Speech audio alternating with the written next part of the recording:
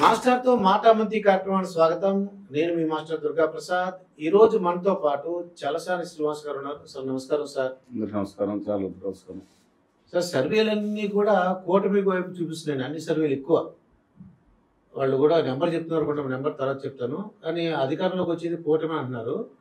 అలా జరిగినట్లయితే జగన్మోహన్ రెడ్డి గారి పరిస్థితి ఎలా ఉండబోతుందండి కూటమి కానీ అధికారంలోకి వస్తే?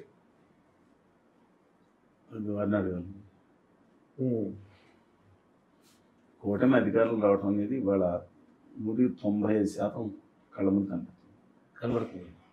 స్పష్టంగా నేను పోస్ట్ పోల్ సర్వే చెప్పకూడదు, ఎగ్జిట్ పోల్స్ చెప్పకూడదు కాబట్టి మన అంచనాలు ఉంటాయి, అంతే. వాళ్ళు ఎవరు చూసుకుంటారు. నా అంచనాల ప్రకారం నేను ఇక్కడ మాట్లాడాను. సంవత్సరం క్రితం వీడియో ఉంది, 6 నెలల క్రితం వీడియో ఉంది, 3 నెలల క్రితం వీడియో ఉంది. 100 నుంచి 105 స్థానాలు ఏదైతే చెప్తున్నానో కూటమికి బేస్ శ్రేణి కింద అది వచ్చే అవకాశం ఉంది.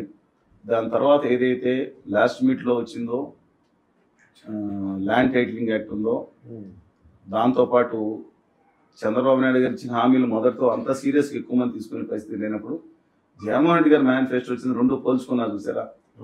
ఈ 2 కూడా దాన్ని మళ్ళీ ఏ స్టేజ్ తీసుకెళ్తాయో, ఎన్ని సీట్లు తీసుకెళ్తాయో దాని ఇంపాక్ట్ బట్టి, అంటే ఫోన్ చేయగానే వచ్చే సర్వేలు నేను తీసుకోనండి. నా అంచనాల ప్రకారం అది 20 సీట్లకు ముందు తీసుకెళ్తాను, 32 సీట్ల ముందు తీసుకెళ్తాను, 105 స్థానాలు అప్రోచ్మెంట్ రావచ్చని కూటమికి నా అభిప్రాయం. ఇది అనేక చోట్ల తిరిగిన తర్వాత కూడా మనం మాట్లాడుకున్నాం. ఇది అక్కడ హెచ్ఆర్లకు వెళ్ళినా, ఇచ్చాపురంకి వెళ్ళినా, ఇటు అనంతపురం ఎక్కడ తిరిగినా సరే దాదాపు 3-4 జిల్లాలు తప్ప కంప్లీట్గా మ్యాక్సిమం ప్రదేశాలతో తిరగడం జరిగింది. నా అభిప్రాయం మాత్రం స్పష్టంగా ఉంది. ఎక్సెప్ట్ 2-3 జిల్లాలు అయితే, విజయనగరం జిల్లాలో కూడా అత్యధిక స్థానాలు, కోస్తా జిల్లాలో వైఎస్ఆర్ కాంగ్రెస్ పెట్టి అత్యధిక స్థానం వచ్చే జిల్లా ఓన్లీ విజయనగరం జిల్లా. విజయనగరం జిల్లాలో కూడా కొంచెం టఫ్ అయింది. ఎందుకంటానంటే అక్కడ కురుపాం వెళ్ళినప్పుడు విశ్వచంద్రదేవ్ గారు అనే వ్యక్తి అక్కడ నిజాయితీలతో పనిచేసే సిపిఎం అభ్యర్థి రమణ గారికి మద్దతు ఇచ్చారు. అది డిఫరెంట్ ఇష్యూస్ ఏదైనా కానీ. అందువల్ల అక్కడ రాష్ట్ర ప్రభుత్వం చేస్తున్న అన్యాయాల మీద పోరాటం కానీ ఏదైనా అక్కడ కూడా దేశం నెగ్గే అవకాశం కనపడతా ఉంది. బొబ్బిలి టఫ్ ఫైట్ జరిగింది.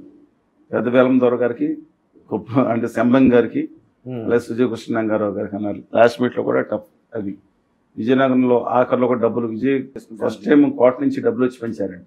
కోట నుంచి వచ్చిందే చంద్రబాబు నాయుడు గారు తెలియదు. అశోక్ గజపతి గారు అమ్మాయి ఆయితీ గజపతి గారు బయట పంచారని చెప్తా ఉన్నారు. నిశాల్ గీత గారు ఏదైతే బాగా ఇంపాక్ట్ చూపిస్తారనుకున్నాను, చూపించలేదని నేను చూశాను, విజయనగరంలో చూశాను. కొంత ఉండొచ్చు కానీ బయటకు కనపడిన పరిస్థితి చెప్పగలుగుతాను. అందువల్ల డిఫరెంట్ మిగతా ఎస్కోట కూడా తెలుగుదేశం వచ్చేటట్టుంది. అందుకని చీపురుపల్లి అలాగే గజపతి నగర్ అన్నదమ్ములు ఇద్దరు, అలాగే మిగతా కొన్ని స్థానాల్లో తీసుకుంటే 4 నుంచి 6 స్థానాలు కూడా వైఎస్ఆర్ కాంగ్రెస్ పార్టీకి వచ్చే అవకాశం అక్కడ. అందుకని అప్పటికి మాకు మారలేదని ఒక సీట్ ఏంటుంది. నెల్లూరు జిల్లాలో 60-40 లెక్కన ఉండే పరిస్థితి ఉంది. ఇంకా పెరగవచ్చు ఉంది. Different issue. వేమిరెడ్డి ప్రభాకర్ రెడ్డి గారు, ప్రశాంత్ రెడ్డి గారు మొత్తం డబ్బులు నీళ్ల కన్నా బాగా ధారపోసారని చెప్తున్నారు. ప్రవాహం కన్నా ప్రవాహం స్ట్రీమ్ వచ్చినట్టు వచ్చిందన్నారు. అందువల్ల అనే కాదు, మిగతా ప్రాంతాల్లో కొందకూరు కానీ, అంటే ఉమ్మడి ప్రకాశం జిల్లాలో ఉన్న కాన్స్టిట్యున్సీ మీద కూడా దాని ప్రభావం పడటం, అలాగే నల్లపరెడ్డి ప్రసన్న కుమార్ రెడ్డి గారి మీద వారు పోటీ చేయటం, ప్రశాంత్ రెడ్డి గారు ఆవిడ పేరు ఏదో డిఫేమ్ చేస్తే వీడియో పెట్టారని చెప్పి కోపం ఏదైనా కానీ, అంటే అల్టిమేట్ తీర్పు ప్రజలిస్తారు. అందువల్ల కోస్తా జిల్లాలో మాత్రం డిఫరెంట్గా లేదండి. ఇంతకుముందు కంటే ఈస్ట్ వెస్ట్ కృష్ణా గుంటూరు మాత్రం వారు వన్ సైడే కనిపెట్టారు. విశాఖపట్నంలో దక్షిణ భాగం నుంచి, అంటే మైదాన ప్రాంతాల నుంచి అప్ టు ఒంగోలులో పాత కర్నూలు జిల్లా ప్రాంతం మినహాయించి మిగతా కూడా వారు వన్ సైడ్. శ్రీనివాస్ గారు, నా డౌట్ ఏంటంటే పథకాలు అందరూ, అంటే ఈస్ట్ గోదావరి, వెస్ట్ గోదావరి అయినా, విశాఖపట్నం అయినా, రాయలసీమ అయినా, చిత్తూరు అయినా, మొత్తానికి ఈ ఒకే పథకాలు కదండి. ఎందువలన ఒక చోటమో తీసుకున్న వాళ్ళము ఓటేయట్లేదు జగన్మోహన్ రెడ్డి గారికి, ఓ చోటమో అంటే ఇంకా ఆయనంటే ఇష్టపడుతున్నారు. ఎందువల్ల అంటారు అలాగా? ఆయనంటే ఇష్టపడుతుంది ప్రజలకి ఒక హీరో వర్షిప్ పట్ల, అలాగే ఒక సింపతి, అలాగే తనకు న్యాయం చేసిన వాళ్ళకి తిరిగి ఏదో మనం చెయ్యాలి అనే ఒక ఒక నైతికమైన ఒక రుజు ప్రవర్తన ఇవన్నీ ప్రజల్లో ఉంటాయి. వీటిలన్నింటినీ భావోద్వేగాలు డామినేట్ చేస్తాయి. కుల మతం అలాగే మిగతా అనేకం భావోద్వేగాలు రెచ్చగొడుతుంటారు. ఉప ప్రాంతం తెలంగాణ ఉద్యమం చూశారు, ప్రత్యేక తెలంగాణ ఉద్యమం వేరు, ప్రత్యేక తెలంగాణ. అందువల్ల ఇవన్నీ డామినేట్ చేసినప్పుడు చెప్పలేము. మోడీ గారు 2 సార్లు వచ్చారు.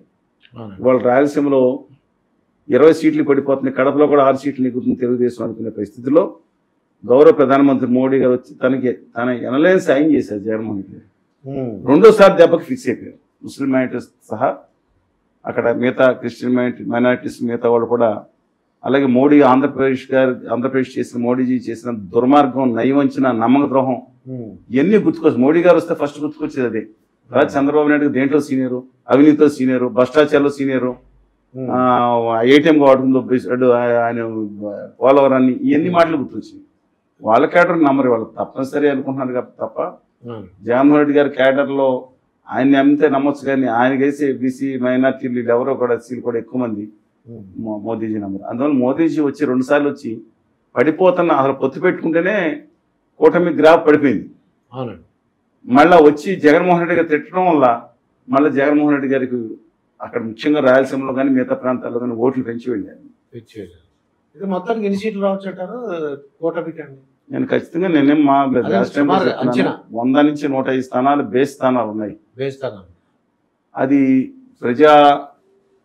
అది మీరు తుఫాను ఒకసారి చెప్పారండి, తెలంగాణ విషయంలో చెప్పారు, కాంగ్రెస్ కి ఇన్ని సీట్లు వస్తాయని చెప్పారు. కరెక్ట్ గా లోయెస్ట్ 56 సీట్లు ఆ రోజు కాంగ్రెస్ కి లోయెస్ట్. ఓడిపోయిన పార్టీ అనే 56 వస్తాయి. హైదరాబాద్ రంగారెడ్డిలో అయితే 74-70 స్థానాలు వస్తాయి, లేదంటే మధ్యలో రావచ్చు. 64 వచ్చింది. అందుకని ఇవాళ ఆంధ్రప్రదేశ్ లో మాత్రం చెప్తున్నానండి, మళ్ళీ ఇంకా తాజా సమాచారం రావాల్సి ఉంది. పోస్ట్ పోల్ రిజల్ట్స్ వస్తాయి. అది నేను చెప్పకపోయినా నా అంచనాలు నేను ఇంకా అవగాహన వచ్చేటప్పటికి నేను చెప్తాను. కానీ బాగా దూసుకెళ్తే అంటే ల్యాండ్ టైటిలింగ్ యాక్ట్ అన్ని జిల్లా కాకపోయినా మేజర్ జిల్లాలో దూసుకెళ్ళిపోయింది, ట్రైబల్ ఏరియాలో కూడా దూసుకెళ్ళిపోయింది. ఫోటో వేయడం వల్ల అనుకుంటున్నాను. ఫోటో వల్ల తర్వాత ఎవరో మిత్రులు అడిగారంటే ఏంటి జగన్మోహన్ రెడ్డి గారు, నాకేం తెలుసన్నా, నేను ఏదో ఫోటో వేసుకుంటాను చేసుకోమన్నాను. కానీ ఆ ఫోటో వల్ల మేజర్ ఇంపాక్ట్ చూపించింది ల్యాండ్. కానీ వాళ్ళ ఒక ఐడియాలజికల్ బ్యాంక్రప్సీ వచ్చింది వైఎస్ఆర్ కాంగ్రెస్ లో. ఎవరు మాట్లాడాలో తెలియదు. అధికార ప్రతినిధులు ఏం మాట్లాడి సకల శాఖ మంత్రిగా ఉన్న సజ్జన్ గారే మాట్లాడారు, లేదా అంబటి రాంబాబు గారు ఆయన వస్తారు. సంబరాల రాంబాబుతో పేడిన పాట కూడా వేసుకున్నారు. ఆయన మాట్లాడే దాంట్లో ప్రజలు సీరియస్ గా తీసుకోవట్లేదు. ఎందుకన్నా due respects to him and to కన్నా లక్ష్మణ్ గారు ఇద్దరు పోటీ చేస్తారు. కానీ ఎవరి మీద అనేది కొడాలి నాని గారు వస్తారు. ఆయన వస్తామే వెటకారంతో వస్తారు. పేరు నాని గారు వస్తారు. ఆయన సర్కస్ అంటే వెంగ్యంలో ఇవాళ రాష్ట్రంలో ఉండవల్లి గారి తర్వాత ఆయనకి కాపీ రైట్ చేయండి. ఆయన చక్కగా మోడల్ చేయగలుగుతారు. కానీ ఇష్యూస్ మీద కళ్యాణ్ బాబు గారి మీద ఇష్యూస్ అడిగిన అసలు ఒక్క మాట అడిగితే అలా సరిపోయేది. ల్యాండ్ టైటిలింగ్ యాక్ట్ చింపేశారు కదా, అసెంబ్లీలో పెట్టినందుకు అందరూ సపోర్ట్ తెలిసి ఎందుకు ఏకగ్రీవం ఉంది, అప్పుడు ఎందుకు చింపలేదు అసెంబ్లీ అంటే ఒక్క మాట జరిగితే అక్కడ అయిపోయింది. అలా అడిగేంత ఐడియాలజికల్ బ్యాంక్రప్సీ కూడా వచ్చేసింది. వైఎస్ఆర్ కాంగ్రెస్ పార్టీలో అహంకారం, ఎకేతత్వం, వ్యాపార తత్వం అన్ని పార్టీలు ఉండదు. దాంట్లో వచ్చేసి లెక్కలేనితనం. మనకి ఇవ్వాల్సింది మాట్లాడితే విరుసుకుపడతాం. కానీ మరి కాన్ఫిడెంట్ గా అంటే ఉన్నారండి జగన్మోహన్ రెడ్డి గారు అంటున్నారండి. ఏమో ఇప్పుడు అద్భుతం. నేను రాజకీయాల్లో ఏది అసాధ్యం కాదండి. నా అభిప్రాయం స్పష్టంగా చెప్పాను. By and except Kurnool, Kadapa జిల్లాలు తప్ప అంటే ఎక్కువ సీట్లు వచ్చేది. షర్మిల గారు బ్రేక్ చేశారని చెప్తున్నారు. షర్మిల గారు బ్రేక్ చేసి మీకు తెలిసి ఉంటుంది, నాకైతే తెలియదండి. షర్మిల గారి మీద చాలా మంది వీరాభిమానం వైఎస్ఆర్ తెలంగాణ పార్టీ మాజీ అధ్యక్షురాలకి మీరు చెప్పింది. అవునండి. వైఎస్ఆర్ తెలంగాణ కోసం చేస్తున్న ఆ రాష్ట్రానికి పక్క రాష్ట్రానికి సంబంధం లేదని చాలాసార్లు చెప్పారు కదా ఆవిడ. అవును. రేవంత్ రెడ్డి గారిని ఫుట్బాల్ ఆడుకున్నట్టు ఆడుకున్నారు. ఎంత మాట్లాడి ఒక్కొక్కటి మాట్లాడుతూ ఉంటే తట్టుకోలేకపోయారు రేవంత్ రెడ్డి గారు. శంకర్ నాయక్ గారిని అయితే ఆయన తప్పుగా మాట్లాడారు. ఈయన కూడా మీ మగతనం గురించి నాకేంటి, మీ భార్య చూసుకోవాలి కానీ కూడా అంత పరుషంగా మాట్లాడారు. ఆవిడ గట్టిగా నిలబడి మాట్లాడారు. ఆవిడ గురించి కదా మీరు మాట్లాడుతున్నారు. ఆవిడ కొత్తగా వచ్చి ప్రత్యేక హోదా కోసం ఎవరు మాట్లాడి నేను వచ్చానని చెప్తున్నారు ఆవిడ కదా. నేను కుయ్యిపోతే లోకం తెలవద్దు అనుకుంటున్నారు. ఆవిడ గురించి కదా మీరు మాట్లాడేది. ఆవిడ ఉద్యమం ఆవిడ చేసుకోమని, ప్రత్యేక హోదా ఉద్యమాన్ని నేను చూసుకున్నాను లేదా ఇంకెవరూ లేరని ఆ దిక్కుమాలను మాట్లాడుకుని ఆవిడ ఆస్తులు వాళ్ళ నాన్నగారు సంపాదించిన ఆస్తుల్లో వాటాల గురించి మాట్లాడుకోమనండి. ప్రజాస్వామ్యం గురించి మాట్లాడండి. ఉన్న రాహుల్ గాంధీ గారు కళ్ళలో నిజాయితీ కంటే 3 సార్లు ఇప్పుడు ఎక్కడున్నారు నాకు తెలియదు. ఢిల్లీలో సభకు వచ్చినప్పుడు ఆయనతో మాట్లాడడం, ఢిల్లీలో ధర్మపోరాట దీక్షకు వచ్చినప్పుడు ఆయనతో మాట్లాడి నేను నిలబడున్నా అన్నారు. వీడియోస్ కూడా ఉన్నాయి చూడండి, నేను మాట్లాడిన వీడియోస్ ఆయనతో. అదే. మంత్రాలయం వెళ్ళినప్పుడు నేను కూర్చోబెట్టి అందరూ యాత్ర ఉన్నప్పుడు వారితో అందరితో కూడా మాట్లాడిన సందర్భమే ఆ కళ నిజాయితీ కనపడింది, ఖర్గే గారు నిజాయితీ కనపడింది. అదే. కానీ ఇక్కడ గౌరవ శర్మ గారు మరి ఎన్డీఏ కూటమి ఏ విధంగా సాగించారని నాకు తెలియదు, మీరు కనుక్కోండి ఓకే. వివరాలు. 173 మంది అభ్యర్థులను ఇంటర్వ్యూ చేయండి కావాలంటే. వాళ్ళకి ఎలాంటి సాధనా సంపత్తి సహకారం అందించారు శర్మ గారు, అపారమైన ధన సంపన్నురాలు గారు. అంటే మిగతా రేవంత్ రెడ్డి గారు, డికే శివకుమార్ గారు ఎంత ఇచ్చినా నాకు తెలియదండి, మాట్లాడిన అలాంటి విషయాలు నా బిజినెస్. బట్ వాళ్ళతో ఎందుకంటే వాళ్ళ అక్కడ అభ్యర్థులుగా పోటీ చేసిన క్యాండిడేట్ లో ఇండియా కూటమి అభ్యర్థులు పోటీ చేసిన వాళ్ళతో చాలా ఇబ్బందులు పడ్డారు. వాళ్ళ కోసం నేను కొంతమంది నిలబడి ఉన్నాను. అందుకని ఆ అధికారంతో నేను మాట్లాడుతున్నాను. వీళ్ళ మిగతా వాళ్ళతో అధికారం నాకు లేదండి, వారిని అనే అధికారం కూడా లేదు, వారి ఇష్టం వారి రాజకీయం నడిపిస్తారు. అందుకని బాగా డిస్టర్బ్ చేశారనేది కడప జిల్లాలో ఇప్పుడు అఖండ మెజార్టీ నెగ్గుతున్నారు అనుకునేది స్టోరీలు వింటా ఉంటే మీరేనండి I don't want by that type of arguments. ఇదండి చల్లసాని శ్రీనివాస్ గారితో జరిగిన ఇంటర్వ్యూ. మరొక ఇంటర్వ్యూతో మీ ముందుంటాను, మీ మాస్టర్ దుర్గా ప్రసాద్.